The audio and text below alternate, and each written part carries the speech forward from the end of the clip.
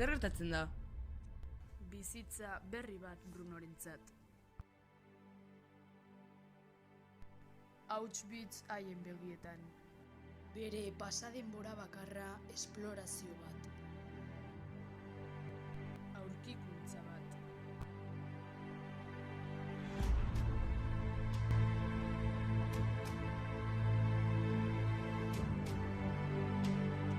Kaixo, nola da zu izena?